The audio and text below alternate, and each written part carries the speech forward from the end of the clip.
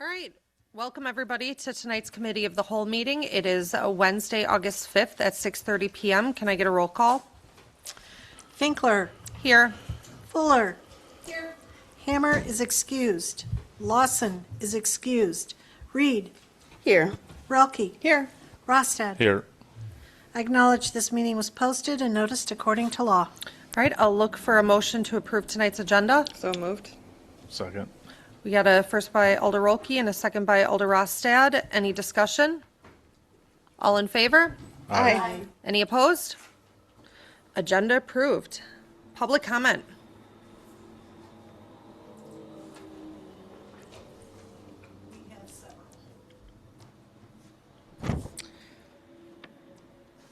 All right.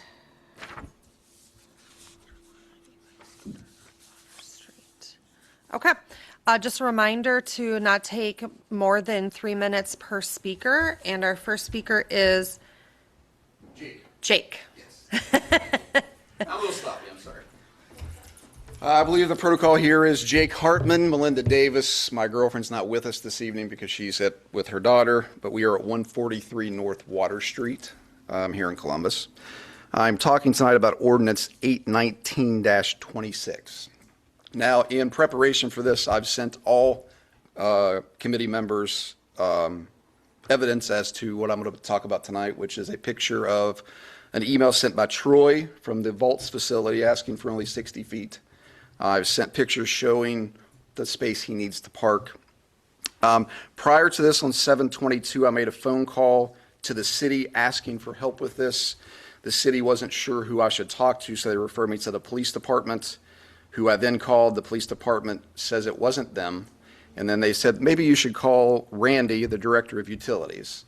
So I called Randy. I left Randy a message. I haven't got a call back yet.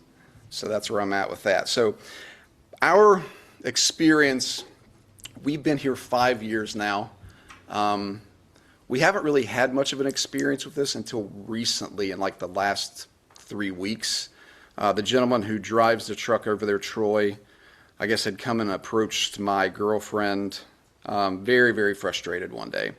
And there was some unneeded verbal back and forth. And so I called the company and I said, hey, listen, let's not do that anymore. I understand how frustrated you are.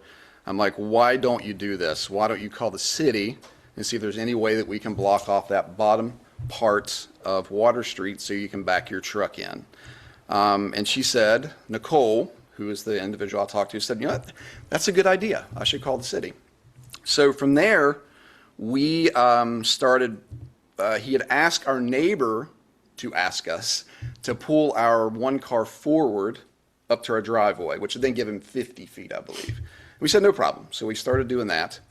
And then beyond that, it's public parking. It seems to come across to us that we need to police that parking area whenever we don't know half the people that park there because they're getting their haircuts, going to the bar, going to the restaurants and whatnot. They can contest to this too. I'm sure they'll speak. So we tried to help. And then from there, I wasn't sure what was happening until I happened to look in an agenda a couple days ago, and I saw it was on the agenda for 100 feet. Since then, I've talked to Matt Amundsen. He said that's more of a placeholder. He said the likelihood that, he said, not his words, but likely we're either not going to pass this today or we're going to ask for 60 or 75 feet. I have no problem with the 60 feet. Really, 50 feet is what he's been asking us for. 75 feet would include our driveway, which you're not allowed to park there anyways. So what we would ask as a family is not to take our parking away, not to take their parking away, not to take our neighbors' parking away, not to take business owners' parking away, and if needed, cut off just that 60 feet and leave the rest for us. That's what we're asking for. I think I'm still good on time. But that's really all I had today. I appreciate your time, and thanks for having me. Thank you. All right. Thank you. You're welcome. Next, Chris. Name and address. Okay. Chris Ducott, 414 West School Street. Can you hear me? You're good. Okay. All right. Well, I have two things on here. One, I just have a question, and that is I saw that the parking lot over by Meister Park was being paved. My question, I guess, is we have so many roads in this town that are in such disrepair. If you're going to spend money on paving, why not put it on the roads? Now, I know my street is being done, but that's not what I'm talking about. I'm just talking in general. My other one is about the lead water testing sites. I would like to know, I wrote down a couple questions. What was the criteria to being selected for one of these sites? How many sites are there? Who chose the sites? Who chose these people in particular? When was this done? And how does the city have money to pay for them getting their lead pipes replaced when I have to pay for my own? And I think that was it. Okay, Thank you. thank you. Next, Nicole Louie. Nicole Louie, 121 North Water Street. Pretty much what he said, but talking with the other business owners downtown, I mean, we have parking in front of on North Water that's from the Cage, from the bakery, from all the way up and down. And taking away any parking on that street, let alone for our barber shop, is detrimental. So, I mean, there is the parking across the street on the city parking, but the problem with that, to cross the street is scary. So you can't just depend on that. If you were to depend on that, we would almost need a crossing lights down there as well. If you have never walked across there, you should try it once, because people will stop and then cars will go around them and almost hit you. So, I guess that's my. Okay, thank you. Brian.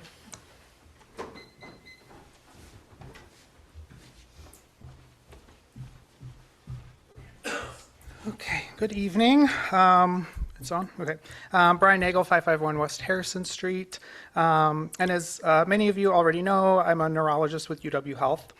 I was glad to hear Police Chief Weiner is looking at updating our ordinances to cover e-scooters and other electric micromobility devices.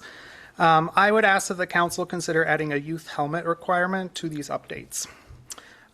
In my practice, I've treated patients who are still living with the consequences of a head injury they sustained as a child. These include memory problems, seizure disorders, chronic headaches, mobility problems, personality changes, many of these still ongoing decades later. I've witnessed in these patients how an injury that happens in seconds can shape the rest of a person's life. If we have a straightforward way to prevent it, we owe it to the children of Columbus to take it. Even outside the office, I can't help but notice how many kids in our community ride without a helmet. Most of the hard evidence comes from bicycle helmet laws. Since they've been in place the longest, states with youth bicycle helmet laws see about 20% fewer bicycle fatalities among children under 16 than states without one. And the American College of Surgeons has found that helmets cut the risk of head injury roughly in half and reduce fatal injuries by about a third. We already have precedent in our own state, as Port Washington passed this exact ordinance after a child died in a preventable crash. I'd rather Columbus act before that tragedy rather than after it. This isn't a new idea for our state either. Wisconsin's legislature considered a youth bicycle helmet law back in 2001, but it stalled. But Columbus doesn't necessarily have to wait for Madison, and we can be leaders in the state along with Port Washington. I actually grew up in Oregon, where a similar law was passed when I was about 9 years old. I can tell you firsthand that it didn't stop us from riding our bikes. It just made it safer. It also lines up with one of the city's core values, safety and livability. A helmet ordinance is a direct, concrete way to live out that value and one of the lowest cost, highest impact tools available to a town our size. I'd also like to offer myself as a resource between my clinical background in neurology and my master's in public health. I'm happy to help however possible, whether it's providing data or helping to educate the public about an ordinance such as this and its benefits, such as primary prevention, that is stopping an injury before it happens, and why this is so much more effective than any treatment I can provide in the clinic. A helmet ordinance won't cost this town money, and it won't restrict where children of Columbus can ride. It asks one thing, that they protect the part of them that makes them who they are. My career is spent witnessing what happens when that doesn't happen. Please don't let Columbus be the town that waited. Thank you. Thank you. All right, that's all for public comment. On to new business. Discuss additions and changes to Chapter 98 of city ordinances to include e-bikes, e-scooters, and similar vehicles. Chief?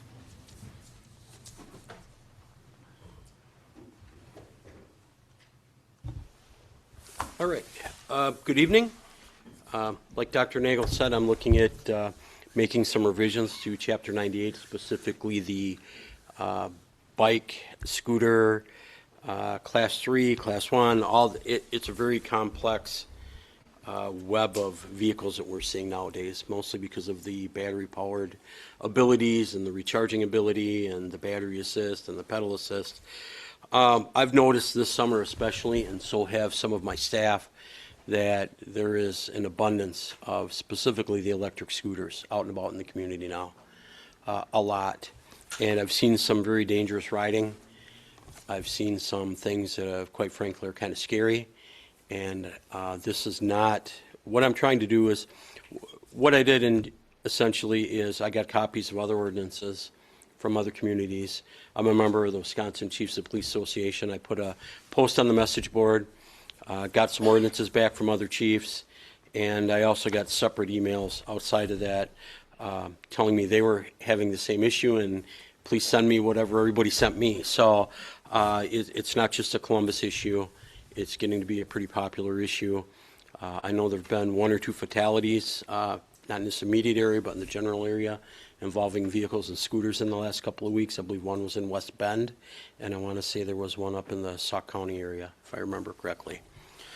Just some of the behaviors I've seen, and again, they're children, and we understand that, is some very reckless and disregarding behaviors. I've seen them riding through stop signs at full speed, and these battery-powered scooters move really fast.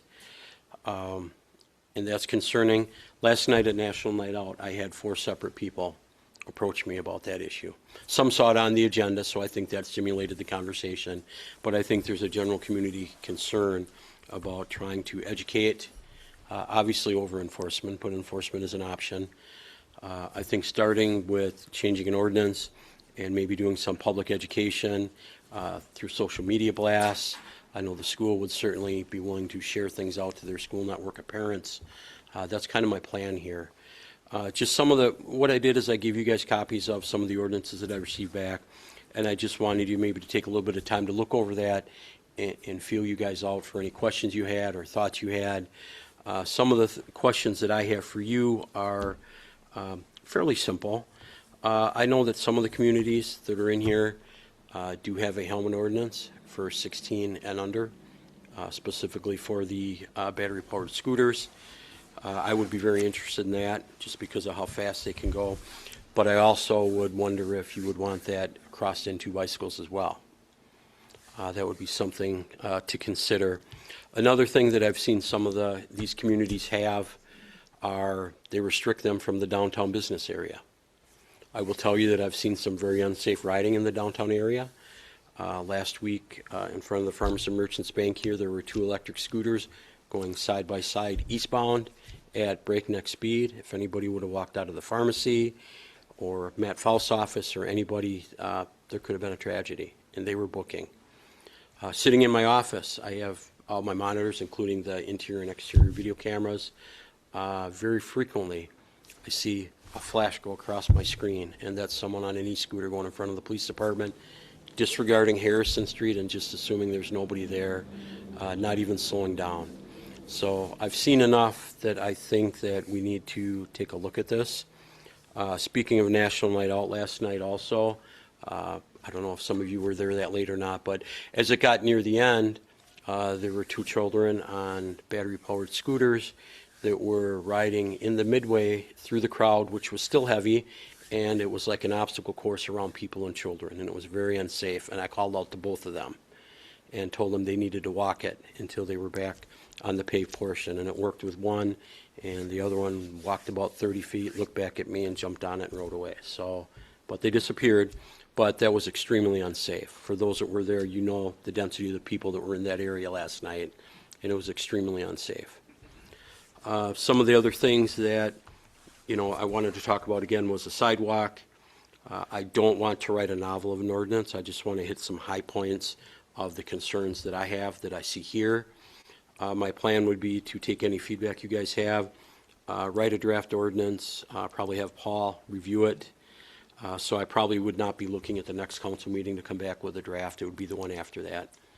I'm trying to burn some personal time, quite honestly, after my last 4 or 5 days have been a little long, 14 hours yesterday. And then also to have Paul review it. I certainly want to have his acknowledgement and endorsement of it before I bring it to you guys, and then you say, what did Paul say? And I go like this. So I want to be realistic about the timeline. I would rather give you a fully reviewed, thorough product instead of try to do something in haste, and then I'm starting from scratch again. So I guess I'm just looking for any feedback that you guys may have, things you would want to see, things you wouldn't want to see. I know that one of the communities that I talked to eliminated electronic scooters from all sidewalks in the city. I don't know if that's something you want to do, because then it pushes them down to the road. I've seen kids this tall running battery-powered scooters. Actually, another example I'll give you that I saw the day we had cops at Culver's. When I was leaving for the day, I was going on Dick Street away from Napleton, and there were 2 kids, both about probably this tall, riding on the same battery scooter on the sidewalk on Dick Street at probably about 18, 20 miles an hour. And they're typically made for one, but these kids, the driver certainly didn't have the physical ability to control the extra weight and the turns, and that's just asking for a tragedy. So I'm trying to get ahead of something. Again, this has zero to do about, hey, it's more citations, more revenue stream. That's not even on my radar screen, to be honest with you. It will be part of the ordinance as an option, but it'll be very at the bottom of the totem pole. So I'm just looking for some feedback. I don't want to take too much of the important time of the council tonight, but I just want to have an idea before I start writing what your thoughts are. Thank you. Alder Roki. I thank you for bringing this to us tonight. I've noticed it myself around town, and it is very scary to watch some of it. I think absolutely helmets make sense. No sidewalks does make some sense to me. At least, and in the downtown area, nothing in the downtown area, downtown businesses. Yeah, that's what I would want to see. And a follow-up question to that, would the council be thinking or considering keeping bikes out of the downtown area too? I've seen very similar behaviors on my camera in my office as well. That's just for discussion. When I come back with the draft, we can always finalize it and make some changes. But I know there are some communities that restrict bikes in the business district and then define it. And for us, it's pretty simple, 1 block each direction. That'll be very simple, but, give some consideration to that as well. Alder Rostad. Yeah, I would support the helmet law as well, or this would be an ordinance in the city. The sidewalks, I'd rather have them on the sidewalk than in the road. Sure.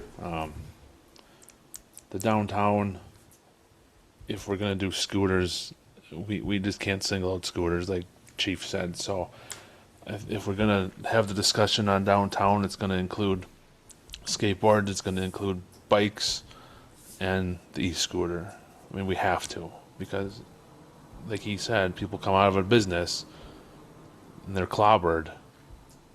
It's too late. So, in that circumstance as well, there will be probably a small cost involved, because I would recommend we put a sign at each block away from the downtown to let them know no scooters, bikes, or play vehicles or something like that. Yeah. Because, we were all young once. We can't expect that a 8, 10, 12-year-old kid is going to know, oh, I can't ride here. Unless if the parents have that conversation with them, which is my hope and goal, but we also know reality. right. And then, since it's on the agenda, are we going to clean up 98? Like, like the inline skates. and Yeah, Some of that.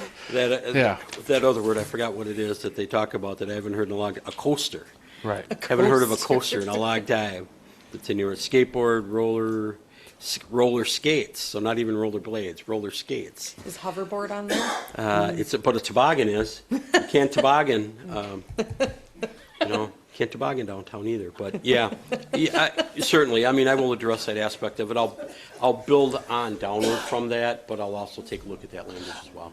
And then my only other concern was, or suggestions, I don't think we want to call out streets in the ordinance, other than the business district. As posted or something like that, Right, or, yeah, as posted, if that's if we use signs. kosher with legal advice, or, Yeah, I'll look at some of the other communities and see how they have their downtown. They just call it the business district, and then they say the business district is further defined as. And I'll have a chance to talk to Paul before I write the draft, so I can do it, in his opinion, the right way from the start. and then the only other suggestion I would be is if maybe we could get into the school and do a presentation, Absolutely.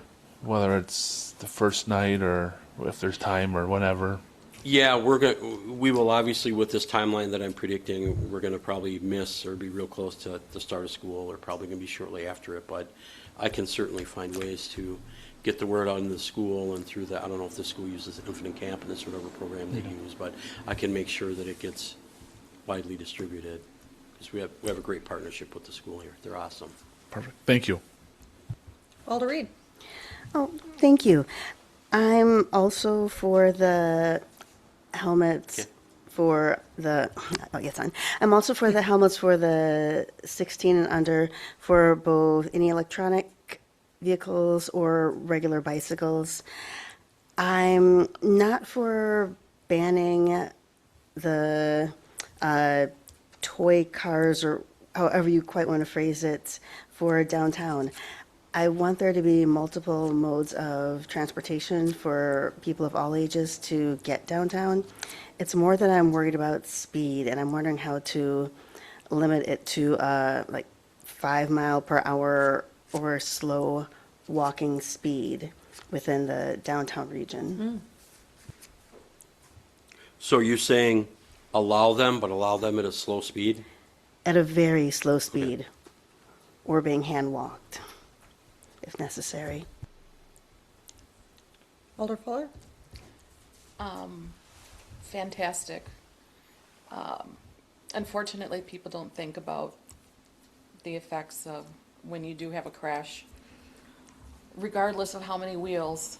But in conjunction with the talk about neurology and those issues, being in my day an avid rollerblader, ice skater, mountain biker, whatever,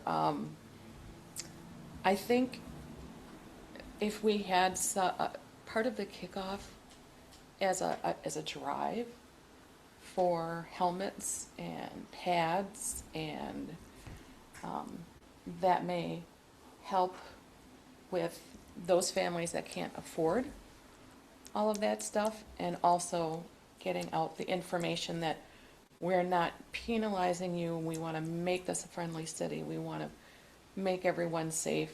We care. We're putting forth all of this, and perhaps also have a drive for helmets and the like in conjunction with this. I know one of the chiefs that reached out to me after seeing my post, his ordinance specifically, and actually the state statute is a little more watered down, but his ordinance held the parents responsible for violation of the children that were under 12, because you have to be 12 in order to get an ordinance citation.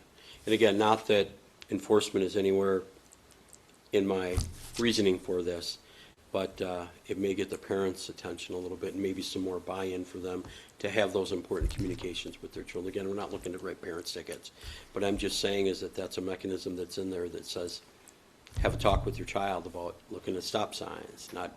I know, I almost got knocked off back in the day. I don't know if everybody had a chance to review all the ordinance and details, but if you saw the one that the police department will be taking seizing the vehicle for a period of time for violators, we're not going to be doing that. I mean, maybe a good deterrent, maybe we'll be having a different conversation down the road if this really, really explodes, but there's one department that'll impound them for a period of 30 days for violations. And You don't have space for that. no, we don't actually. So, I have some good ideas and starting points. I will work diligently on something, get it to Paul, and hopefully come back 2 meetings from now. Okay. So what I'm hearing is yes to helmets for all, even bikes, yes to restrict downtown, but more like a speed or a hand walk, right? Weiss? Oh, sorry. You're fine. I just, one thing that's kind of resonating for me is, and I witnessed this when Cersei's was open, that they had a active biking community that was regular at that business. And I think one of the things you want to think about is not just what our current downtown looks like, but what the future downtown looks like. And having worked in another unmentioned community that had a very thriving bike culture, a lot of those businesses were supported by those on bicycles. And I think it's an important discussion, and I'm not going to say one way or another, but I think it's something to consider is as we try and, we've had a lot of conversation about trail development and a lot of interest in more multi-use trails and connecting, you know, the downtown to, you know, different parts of the community. Do we want to consider, you know, how do we want to present to those that may be avid bikers that that's their primary mode of transportation? And I get that everyone still drives everywhere. I live way too close to City Hall to be driving here, but I still drive here, right? And I would love to get to someday where I'm biking regularly to work, and I'm sure there's others that feel that way too. And so how do you make sure that that isn't seen as a detriment or that we're excluding? And again, like I'm sure Chief will enjoy this, a lot of our rules are to the 1%, right? And I've seen the proliferation of the scooters and some unsafe behavior, as I'm sure all of you have as well. How do we make sure that we're creating something that isn't penalizing a majority of our safe and users that follow the rules? Do you think restricting speed from downtown is going to deter bikers that are doing a good job? That aforementioned community that I worked for is on a 20-year debate about a speed limit on the trail system. And the problem becomes enforcement. Because, you know, how do you enforce a speed limit on sidewalks or, you know, the primary responsibility from a police department, and I'm curious on Chief's thoughts on this, it's easy to enforce speed with vehicles, right? And I don't know enough from a law enforcement perspective of does that change when you're on a bike or on a scooter? And I think it becomes is it more of an educational of like trying to alert people, but it becomes a really difficult thing, I think, to enforce. Yeah, and I forgot to say one of the provisions that I did plan to include, I saw in at least one, if not two of the ordinances that were attached, is that a provision that covered reckless or unsafe driving. So that could be encompassed with some other things, including speed, you know, instead of trying to figure out, oh, were they going 6 or were they going 9 or were they going 4? If it's an unsafe, you know, they're weaving around two people that are walking downtown or getting up to the corner and cutting a sharp right turn and somebody's right there and it's got to jump out of the way. I mean, that may not be a speed issue, but it's a driving behavior and it's an unsafe behavior that puts someone else at potential risk, which is exactly what was happening last night at National Night Out. I mean, it was surreal, to be very honest with you, that they were just going around people like it was an obstacle course and children that were, you know, moving and, you know, deciding and then going this way. And I was waiting for someone to get hit before I yelled to both of them. Human Frogger. Any other thoughts on this and the bikes situation? Alder Rusted? What I think what's going to happen with the bikes downtown is they're just going to jump off and go to the bike lane, more than likely is my guess. So they'll have a way around So you're saying just sidewalks restrict, and then they can go on the roads, and then, And I think if There's fines. if the council's just drive is to put a speed limit or a posted suggestion on the sidewalk, if we all were young ones, they're just gonna move. They're not gonna stay there. They're gonna go, well, I can go on the road and go as fast as I want. So, like, what are we trying? If we do that, we're pushing them back to the road. And I know we want to keep them off the sidewalk downtown, preferably to walk them. But again, we don't want to push them back to the road if we restrict them for speed, because we all were there once. We're going to go, oh, we can go as fast as we want. Let's go to the road. It's my opinion. Alder Reed? Oh, thank you. Yeah, when I was mentioning quote unquote speed limits, I was thinking more sidewalk and that the road rules would be completely different. And I just want to mention that I really liked the educational poster from the WASA department. I love all the pictures of defining what an e-bike is versus electric dirt bike versus in a category of just, scooters and personal devices. I just would definitely like to see that for ourselves once we're at the education point. I agree that I've got a lot of positive feedback on that. Sun Prairie has a very similar one as well, that it's just a lot easier for most people, including me. You look at a chart, you see what the bike is, can't go here, can't go here, can go here, instead of reading 2 pages of language that is all fluff words. So I would potentially put something together very similar to that as well. Make it easy to digest and easy to understand. Any other thoughts? Do you have what you need, Chief? I do. All right, perfect. All right, thank you. Next, discussion regarding ordinance 81926 to restrict parking on North Water Street. Matt? So I think this was addressed in public comment, and there's 3 options for the committee to consider tonight. I think reducing the 100 feet to 60 feet, referring this to CDA or another committee for further discussion, or not moving it forward to council. I think, I believe all of you were included on emails that I received. There were several comments about impacts to businesses by restricting parking. And those are all valid, right? And I think we're trying to find a solution. Appreciate Mr. Hartman's comments about being comfortable with the 60 feet in front of his property. But ultimately, this is brought forward for the committee of the whole and ultimately the council to decide how to proceed with this. Alder Rostad? Yeah, I was just trying to wrap my head around how this just became an issue when, not that downtown's not thriving now, but years ago when the local establishment that has city parking was operational, Fireman's Tavern was hopping, like everything, and now it's a problem when there's parking left open everywhere, and South Water Street parking lot was usually full, like 90% of the time. So they were on North Water Street for a majority of it, and now it's an issue. Google Maps of the place, they have a complete drive around horseshoe driveway. They have multiple large garage doors. I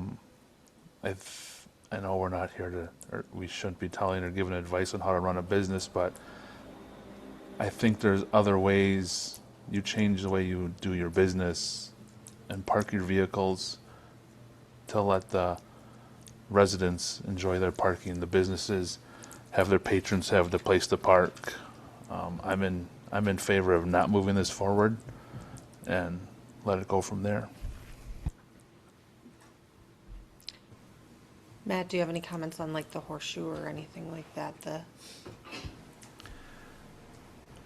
I think we've had those conversations as staff as well, and again, I think Ryan kind of hits on it at the end, is not necessarily our business to tell someone how to operate, but they may need to look at other ways of how they're, how they're accessing and backing into their spaces and how they're doing things. I think it's a fair comment. Alder Reed. Thank you. I'm not interested in moving this to the next meeting for us at this time. I don't know if I would want to bump it to CDA for them to have discussion looking at it from multiple business angles. And I concur, I have the same question. I'm wondering why it became such a sudden major problem for needing to back in and being unable to from the delivery vehicles. I don't feel comfortable taking away the parking. I think it was from 9 to 6 every single day. I'm wondering if there's a specific delivery schedule or it's fairly random. Yeah, at this point, I feel like it's more for the single business to get its delivery system straightened out. I just, don't feel quite ready to take away parking from multiple venues. All right. You're nodding, Alder Rolke, so you agree? I do. I agree with that. Okay. Alder Fuller? I agree. Okay. So it sounds like this is not going to move forward then. All right, next on the agenda, authorization to fill the vacant recreation director position. Matt? In the packet, you'll see the job description. We made a couple of small adjustments that were, this was last updated in May of 2024. Essentially changed just to maybe broaden that we haven't really decided the future fully of how the aquatic center position would move forward. So we made this language a little more general in terms of just overseeing community center and recreation employees so that we don't have to, if there is a change in the future, we don't have to come back and change the director's job description. And then just added reference to managing the online software system. So the job description pretty much stays the same. We'd like to advertise. The hope is to publish as early as tomorrow if this moves forward and approved. Have roughly a 2-week period where as long as we're happy with the candidate pool at 2 weeks, we would close it and move forward with interviews. If we're not happy with the applicant pool after 2 weeks, we'd extend the opening to hopefully attract more candidates. Any questions, comments, concerns? Alder Reed? Oh, thank you. Not a concern at all. I am comfortable with it as presented, and I like the updated, slightly more general supervision exercise section. I think that'll give us a little bit more, wiggle room in finding the right candidate. Thank you. Alder Rostad? Just clarification on why we don't post a wage salary gap. We don't put those in the job description because we'd be constantly updating them. The wage that is posted is what would be on the approved wage scale from January of 2006 by the council. We would advertise from the starting point to the midpoint of the range. Right. Sorry. You're good. I thought it was the job posting along with the job description. That's my fault. All right. Anything else? Are we good moving forward? All right. That is it for this agenda. I'll look for a motion to adjourn. So move. Second. Yeah, first by Alder Rostad, second by Alder Reed. Any discussion? All in favor? Aye. Any opposed? We are adjourned. We good moving right in? All right, awesome. Well, we'll welcome everybody to Common Council meeting Wednesday, August 5th, 2026 at 7:09 p.m. Can I get a roll call? Finkler. Here. Fuller. Here. Hammer is excused. Lawson is excused. Reed. Here. Relke. Here. Rostad. Here.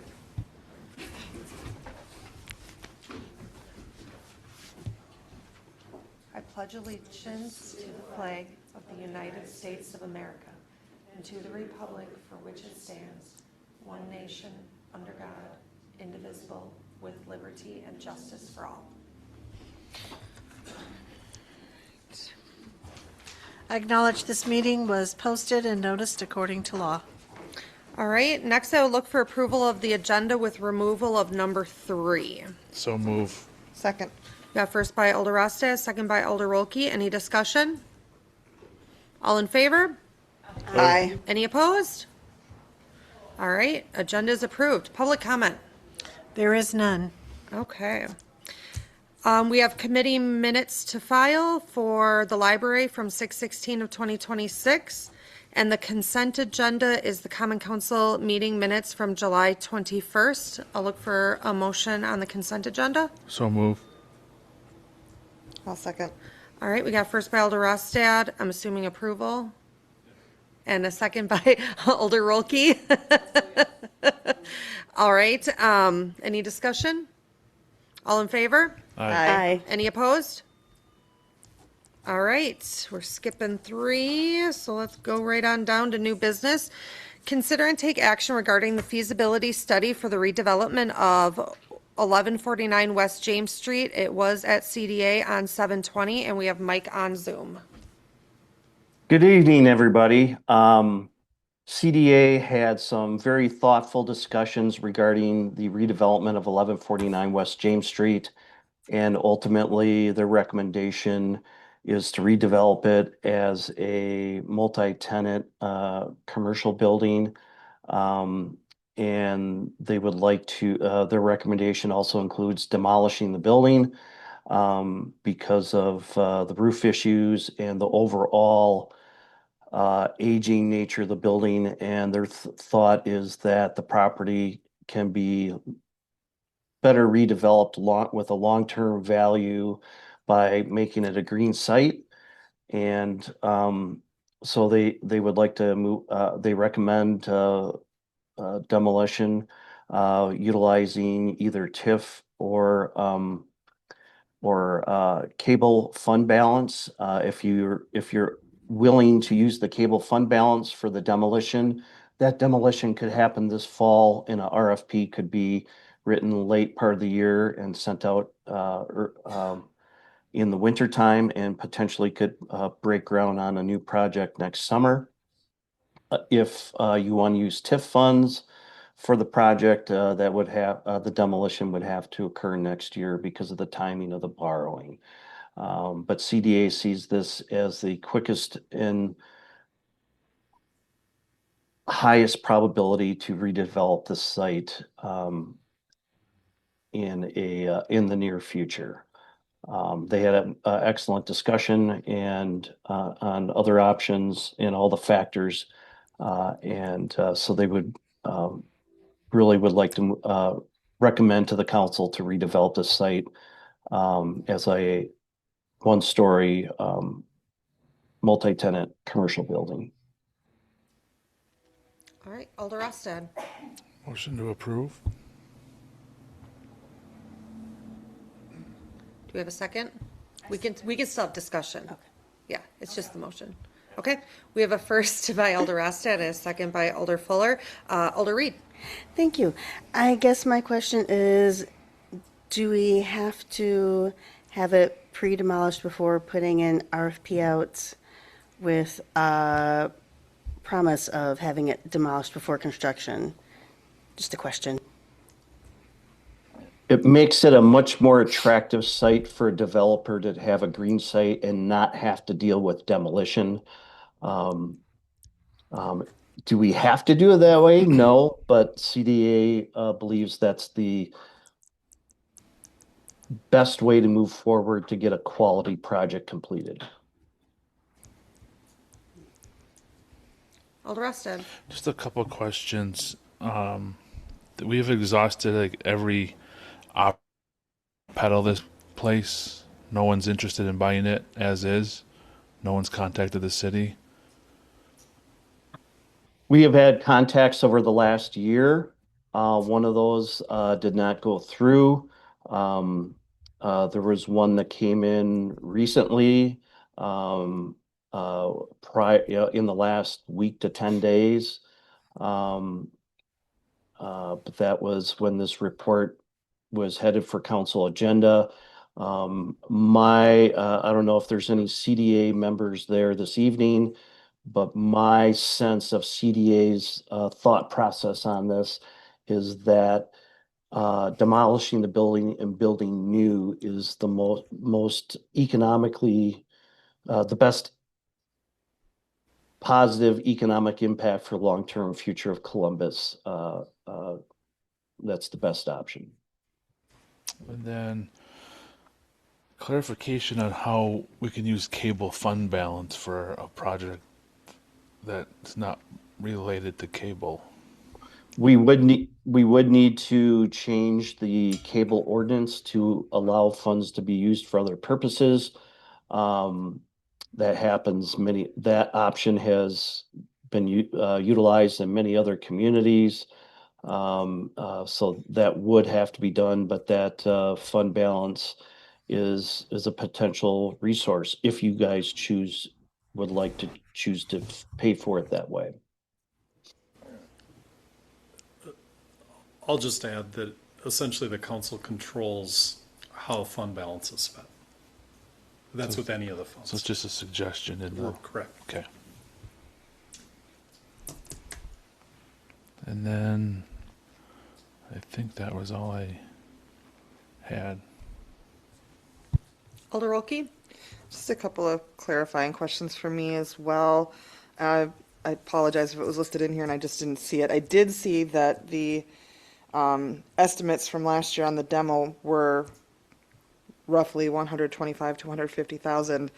Two things.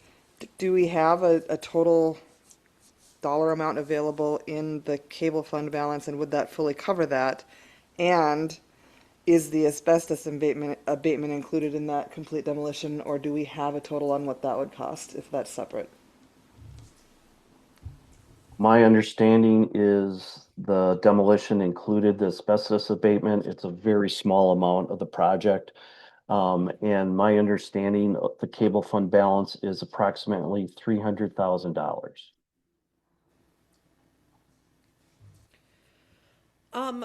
Can you talk through why CDA is recommending a one-story versus an option to have residential above?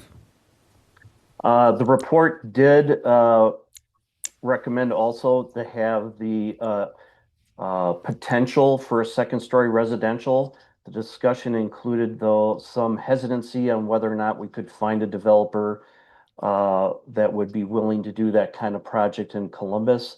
So the recommendation in the report is to to search out a one-story multi-tenant building and with a quote alternate option to also consider someone with a second story residential. But the thought process there was that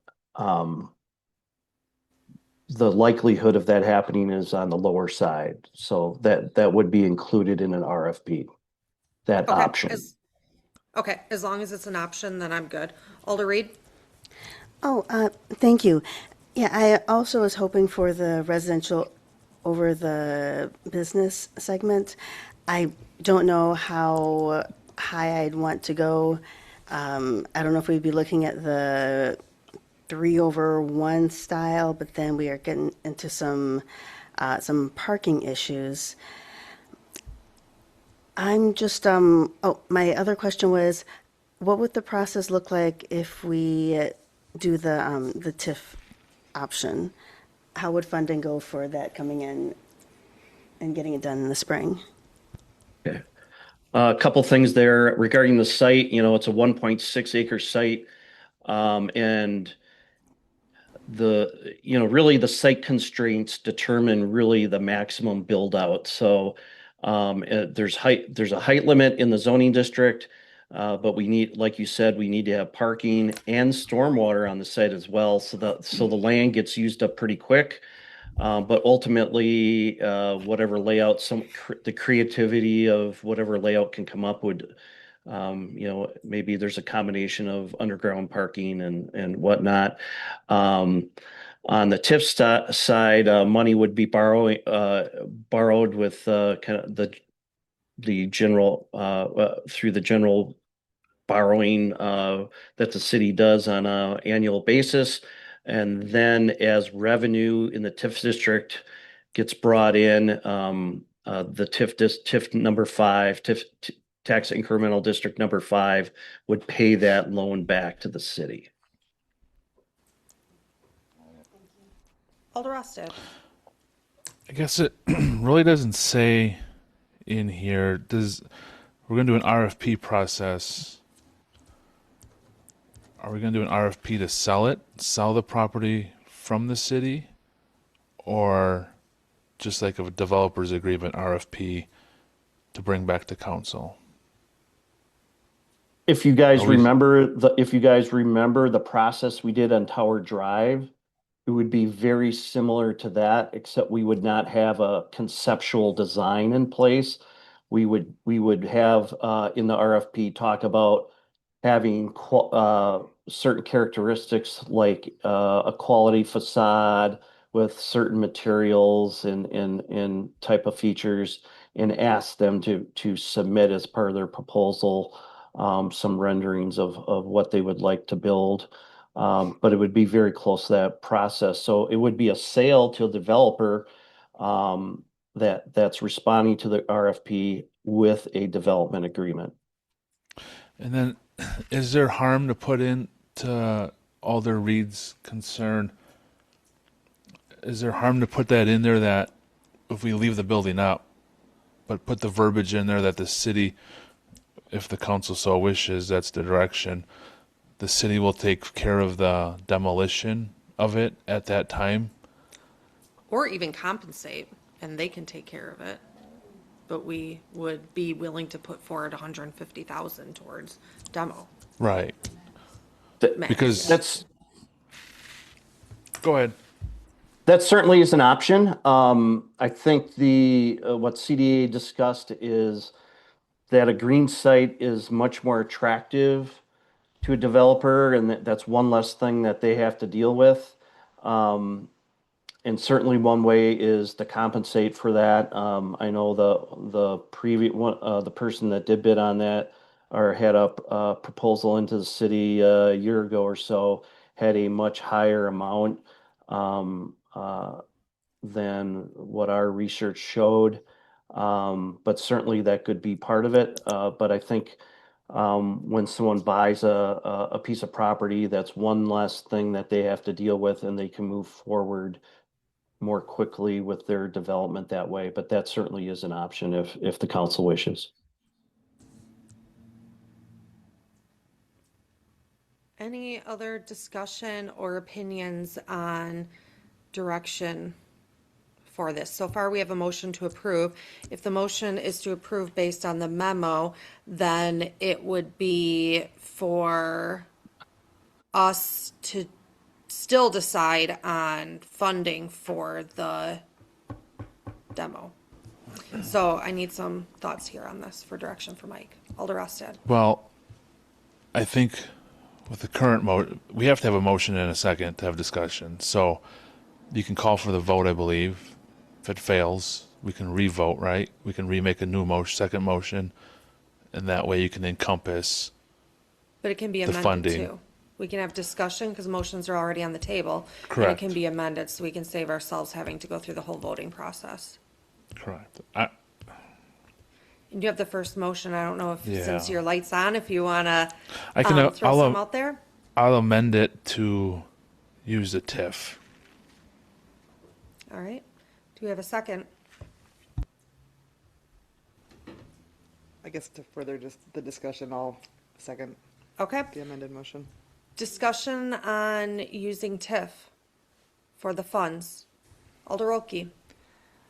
I'm not opposed to using TIF, but as the last alder who sat on the cable commission before that was disbanded, I'm just going to ask the question, if we're not going to use it for something like this that will increase potential revenue into the coffers, what are we sitting on it for? What's the purpose? I have the same question. Does anybody have an answer to that? This won't be popular, but I'm going to say it. It was noted in our undesignated, or our fund balance discussion the last time we had this with the council, that the amount of money to the positive of the cable company, or of the cable fund, roughly equaled the negative of the aquatic center fund. And there was discussion of using that balance to kind of wipe out the negative of the aquatic center. That would be one source. The only other argument is that this is one of the primary uses and goals of TIF. You know, eliminating blight and creating redevelopment opportunities. So it fits what TIF was created for in terms of, you know, especially from a commercial development standpoint. So, and a lot of communities, this is, you know, how they use TIF to drive economic development in their communities. So that'd be the counter argument, but again, I also appreciate Amy Rolke's comment about, you know, this does generate revenue, and the negative of using, well, Mike, correct me if I'm wrong, but because it's in a TIF district, we're not going to realize, whether we use TIF or not, we're not going to realize any immediate impact until the TIF closes to the tax base for this project.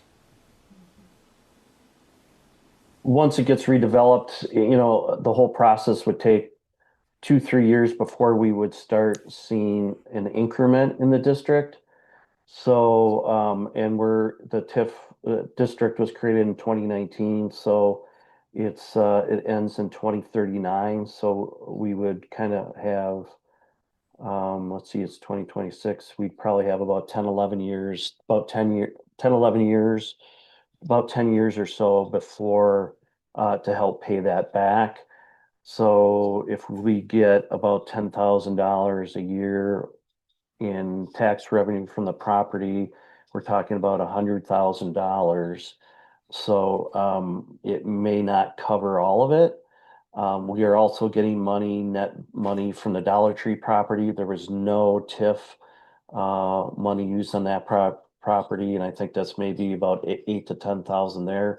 So the math might actually work out, but we have other expenses in the district. I think, to me, if we use other sources of money for the demolition, that helps us address any incentives regarding the new building and the curb, and dealing with the curb gutter and sidewalk that needs to be installed along Meister Drive. Alder Rolke.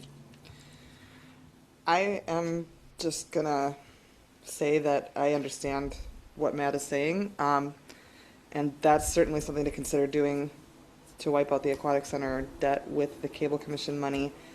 But not too many years ago, we had just a vehement no to coming more in line with like what Madison, Sun Prairie, Beaver Dam is charging for a similar aquatic center for resident and non-resident usage fees. Everything we have at the aquatic center in Columbus is, in my opinion, extremely high value for the user, but the city is footing that bill. And I think we need to strike a little bit better balance there in terms of what we're expecting people to pay to use and enjoy that facility to keep it going. I know there's a lot of problems with it. I know that there's, you know, expensive chemicals and leaks and other things to do it. And we can blow that entire $300,000 and be back in that same boat 5 years from now if we don't really look at what we should be charging for rates for both residents and non-residents and have a more realistic conversation about that. I still think we should use some of this money for the demolition here. Alder Rostad. I think we're kind of off topic. We're what's on the agenda in front of us is the demolition of a building with 2 fund sources. I don't think we should be having a discussion of what we want to use the fund for if we don't use it for this. There's a motion on the floor for a TIF district, TIF funding, and there's a second. I guess I would call for the vote. Alder Reed. Oh, thank you. I'm definitely for using TIF for its intended purpose, and I would like to do that in this case. And although it felt like we were getting slightly off topic, I think it's really important to have a full view of where funds are possibly going, what the plan may be, so we can have an educated discussion and make an educated vote. Thank you. I would agree. I also agree with Alder Rolke. I think that if we're going to use the funds and just dump it on the aquatic center, we're not solving a root cause of why we're in the debt with the aquatic center. We're just kind of pushing that problem down the road, and we know how kicking the can has worked for us over the years, not well. I think by not just giving it all to the aquatic center, it forces us to deal with that situation. I don't think that is necessarily off topic to this because it is what was initially thought of to use these funds for the cable commission, to use them for something different right now. I would like to see that it would eat up half of the cable commission funds. So maybe, do a happy compromise, 150 for aquatic center. That can be discussed later when we get into budgeting. And then the 150 for the demo here, so we can get the ball rolling on this and actually get revenue in from this building. Any other discussion before we go for a roll call vote? All right, the motion on the table right now is to approve, but use TIF funds for demo. Roll call on that, Susan. Rostad, Aye. Reed, Aye. Finkler, Nay. Relke, Nay. Fuller. Nay. Nays have it, 3-2. All right, I will be looking for a motion on this. I move to approve using the $150,000 from the Cable Commission Fund for demolition. Second? I would second that. All right, we have a first by Alder Rolke and a second by Alder Fuller. Another roll call, please. Just a moment. All right. Same order. Rostad. Nay. Reed. Nay. Finkler. Aye. Relke. Aye. Fuller. Aye. Ayes have it, 3-2. All right. Next, consider and take action on authorization to fill the vacant recreation director position. Look for a motion. Motion to approve. I'll second. Got first by Alder Rostad, second by Alder Rolke. Any discussion? All in favor? Aye. Any opposed? All right, next, consider and take action on change order 1 for $3,410 and change order 2 for $28,160 for Fireman's Park pickleball courts. Matt? I just want to clarify that in my memo, there is an error. There was not a contingency built into the bid award amount, so these would be additional amounts added to the total contract as the change orders are written in the packet. The first change order was essentially adding some stability to the fence. We intend to add windscreens to, if you're a pickleball player, you know wind is a significant factor for outdoor courts. And we want to make sure that we have a fence that's structurally sound and can support the added weight and wind shear that a windscreen provides. The second change order is the result of the project specs estimated there was 18 inches of topsoil, and there was actually close to 3 feet of topsoil, which was twice the amount. And so not only was there extra cost in excavating the topsoil, we had to bring in additional base course material to ensure that we've got a proper surface for the asphalt. So there is additional cost in labor and additional cost for additional rock material to create the base for the courts. Alder Rostad? Motion to approve. Do we have a second? I'll second. Any discussion? Alder Rosted. Just, I seen a Facebook post today that came from the country club that the retention ponds have to be moved. So is that another task order, change order that's going to be coming to us? I saw the same post. I don't want to comment. The project manager from Rupert Milky is on vacation as of today. So I have not had a chance to follow up with him. I know that one of the substantial challenges they've faced is irrigation lines, and I think this is what is driving it. The country club did not have a good census of where irrigation lines were on the course, and that's consistent with every golf course I've ever been. It's one of those things that over time you have new people and there aren't usually good maps of where irrigation lines exist. I think that's what's pushing it, but I'm just going to speculate that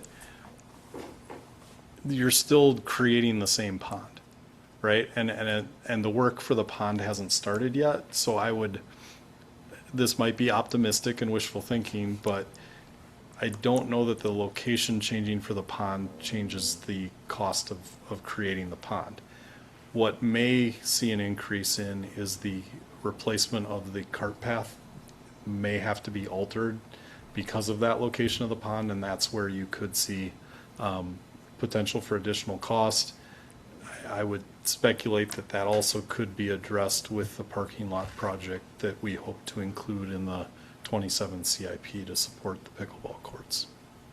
Thank you. Any other discussion? All right, we have a motion to approve on the table. All in favor? Aye. Any opposed? That'd be roll We need call. to do a roll call. Oh, we have to do a roll call. We're spending money. Darn it, I was doing so good about that too. All right, roll call, sorry. It's okay. Practice run. We need a Fuller. mulligan. Finkler. Aye. Reed. Aye. Relke. Aye. Rosted. Aye. Ayes have it. All right, next, consider and take action on the claims in the amount of $229,817.90. Move to pay the claims. Second. We got a first by Alder Rosted, a second by Alder Reed to pay the claims. Any discussion? All right, roll call. Relke. Aye. Rosted. Aye. Reed. Aye. Finkler. Aye. Fuller. Aye. Ayes have it, 5-0. All right, next, report of city officers. Matt? Just a couple of quick thanks. First off, thanks to Mike Kornman for jumping in tonight on Zoom via vacation. I think he was intending that the meeting was going to be yesterday, and his vacation started today, so I really appreciate Mike being able to join and help out with the discussion there.